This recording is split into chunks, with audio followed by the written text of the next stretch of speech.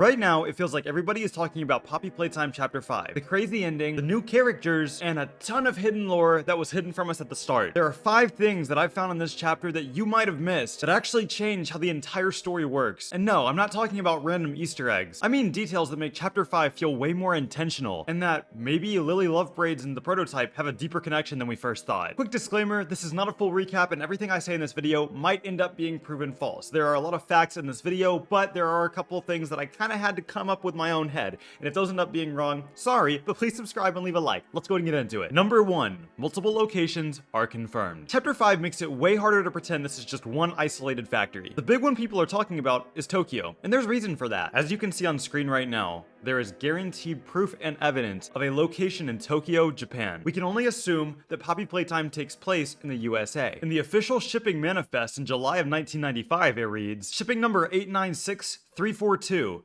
Project Broader Horizons in the US. In Asia, Project Garden World, Play Park. Team, we're on a rush timetable here. BH is already 3 weeks behind schedule and Play Park has needs we can't meet at current capacity. Overseas reps say their timetable is running behind. Keep overseas materials through 995 for safety. And remember to be delicate here. We don't want this to get on Rich's radar. Okay, so now we have so many questions. Who's Rich? Why are they doing this? Why is there a Play Park? What is Project Garden World? Why is there a Japanese location? Sorry, I got kind of into that one. Well, first, I want to talk about Garden World because I don't think the whole Poppy Playtime and Garden World is a coincidence. We can run theories up all day long about why Poppy, the plant, and why the girl's named after that, the little doll thing, and why there might be a garden made out of poppies, but we gotta get to the facts of what's really going on here. Unfortunately though, there's almost no other information about the garden, and the only thing that we can guess is the fact that at the end of chapter 4, we saw a bunch of plants. What were those plants? Most were poppies. Who is the main character of the game? Poppy. What is the garden made out of? Poppies. It's a poppy world. So why does this matter? Well, this pretty much confirms that Playtime Co. was not only not the only location, but the story will likely continue. I have a very big reason to believe that Poppy Playtime Chapter 6 will be the last chapter, and I explore that a little bit more in the video up here. Multiple locations are dangerous, because once the world gets bigger, the chapter starts hiding information in a different way. Throwaway moments aren't throwaway. Thing number 2 is, Chapter 5 keeps placing important information inside moments you feel like you're supposed to rush past.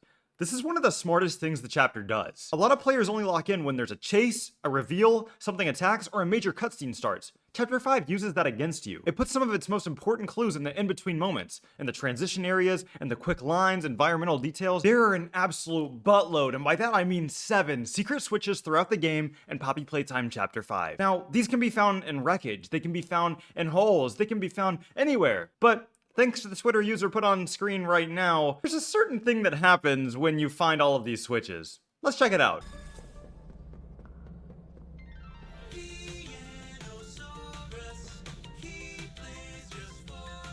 I mean, hell, I would dance too. In another note in a hidden part of the game, it reads, to whomever finds this, I believe the prototype was a victim, a child forced to become something else, something more. I believe the deal I'd struck would let them go free, that it would end the work. I'd read his history, who he used to be. I let my assumptions about his actions guide me. The reality is, the prototype is a monster, a copycat who's seen the worst in us and wants nothing more than to give it all back. Signed, Dr. Preston Williard. Now, for those who don't know who Preston Williard is, I too had to look it up. He used to be a biologist for Playtime Co. Well, why does this matter? Because the prototype refers to him as my dear friend multiple times in the story. Now, to continue talking about Mr. Williard, we have to talk about Stella Graber.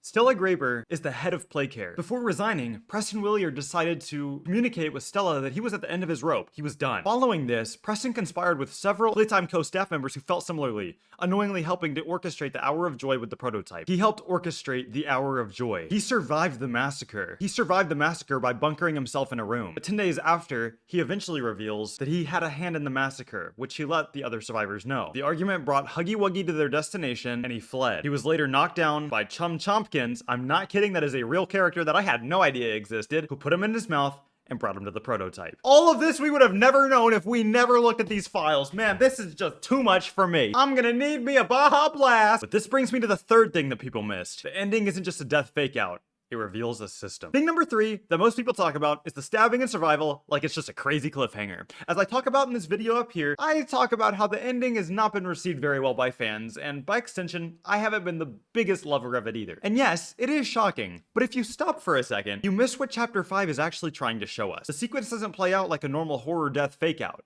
It plays like a process. We get stabbed, we fall, we should be done. But instead of a normal death outcome, we get something way weirder. Containment, gel, revival. In my comment sections the past week, it has been flooded with people, thank you again for all the comments, it has been flooded with people saying, no, the Poppy gel is what revived us. No, Poppy was the one that was being dunked in the gel. No, you're dumb, you don't know what you're talking about. We don't know. But this is not random chaos. The question is not just, did we survive? It's, why were we processed instead of discarded? Because that ending treats us like we're more than just a human. We're a subject. We are a body that still matters. We're a person that still has use, as we see in one of the ending texts. Something worth stabilizing. And once you view the ending through that lens, Chapter 5 starts feeling a little bit less like random escalation and more like a chapter about control. Who gets hurt, who gets kept alive, and who decides. Now, talking about who dies and who survives is a very interesting topic because it seems like in Poppy Playtime, it's kind of irrelevant at this point. And again, let me go ahead and stop the ideas. I love this game. I am obsessed with it. I think it is awesome. Continuing on. Before we talk about Lily Lovebraids and my vendetta I have against her, we need to talk about who she is. So when Playtime Co. was still active, Lily Lovebraids was that of a Barbie doll almost. Something that you could dress up, you could braid her hair, and not that I would really know, but all that stuff. But during the bigger body initiatives, she was proposed by Playtime Co. to become one, and had the special ability to control her hair like an extra set of limbs. The scientists tried to do this several times before landing on a combination of horsehair, grafted finger bones, artificial bones, and other biological materials. What do you think those materials are? Let me know in the comments below. Little did anybody expect, the subject of this experiment ended up being the lead counselor of the wellness and integration sector, Gracie Green. She was taken during the hour of joy by a mob of smiling critters and baba chops. Who are naming these critters? After she was experimented on by the prototype, she was isolated and subjected to the same conditioning treatment that she subjected other children to. Despite her resistance, her sanity started to deteriorate as she began forgetting her old identity and no longer recognized herself as Miss Gracie. I want to make something clear real fast. I'm getting a lot of this information from other players, so in the description below, I'll have a link to the fandom if you want to comment on your own stuff or change things that might be wrong. After 122 days of brainwashing, she finally snapped. Her mind split into two big personalities, Lily Lovebraids and her imaginary friend. Now, she was driven mad in isolation. As we see her in the game, she's absolutely off her rocker. She's the kind of girl that I avoid. I haven't been best at avoiding them in the past, though. Now, why are we talking about Lily? She fears him. She fears the prototype. Lily doesn't want the character dead. She's so in her own head and so scared of messing up, scared that the prototype will kill her, that she doesn't want to dispose of us. She doesn't want to mess with us. She just wants to have her perfect little tea party. The same tea party that the original doll was made for. Now, we understand that she's very anxious in her thoughts. When she suspects people snoop around her room, she gets really concerned. When we raise the bed up, we find the lifeless skeleton, who we believe is the body of Gracie Green. Something really confused me here. You would think that she'd get concerned, get scared, get like, oh my god, how'd they find this? But she just said that she was gonna send whoever opened this to the bad toy box. She didn't seem concerned at all. The prototype successfully brainwashed her. She's forgotten her identity and forgot who she was. Now, the question is, does Lily really know what's going on? Well, when Poppy asked about where the orphans are, she almost mocks her. In response to this, the prototype severs the head of the candy puppet that she likes to use as a little friend. Now, I don't think the prototype generally likes her, as whenever she was trying to help the prototype, she got hit in the face. Oh no. Now, she finally does snap. As soon as the prototype leaves, I believe her fear really gets into her head, and she starts chasing the player, threatening to kill, until she meets her demise. Or did she? And that leads us into number 5, where I have a theory, and I believe it may be true. The prototype and Lily are deeper connected than we thought. Now, I have to be honest. The game isn't giving me enough evidence to really make this a solid theory that I can put on the forums. However, the game gives enough signals that makes it feel somewhat intentional. We have Lily, a character whose behavior is unusually composed in a chapter built on panic. She's crazy, but more normal than not normal, if you catch my drift. How does she know that the prototype is going to come to the tea party? How does she prepare for that? And honestly, why wouldn't she just kill us outright? The prototype definitely told her that we're the targets. Well, watch her posture. Watch her composure. Watch how little she reads like a survivor scrambling to stay alive. What if instead of being so in her head and scared of the prototype, like I might have mentioned before, the prototype lives inside of Lily? Now you're probably like, wow, this guy's a freaking loser. I watched all this way. What the hell? But hear me out. Lily's not dead. I'm gonna put the ROB guarantee on that. Granted, all this video might be wrong and I take full accountability if it is, but I don't think Lily Lovebraids is dead. We've seen characters die from so much more than she died from. So this alone makes me question whether or not they might be more aligned than we think, but it's not nearly enough proof. So let's go a little bit further. Let's talk about the way that the game frames Lily from a narrative standpoint. The game didn't just give the Pianosaurus deal from earlier. There wasn't just a random character that went and did the fun stuff.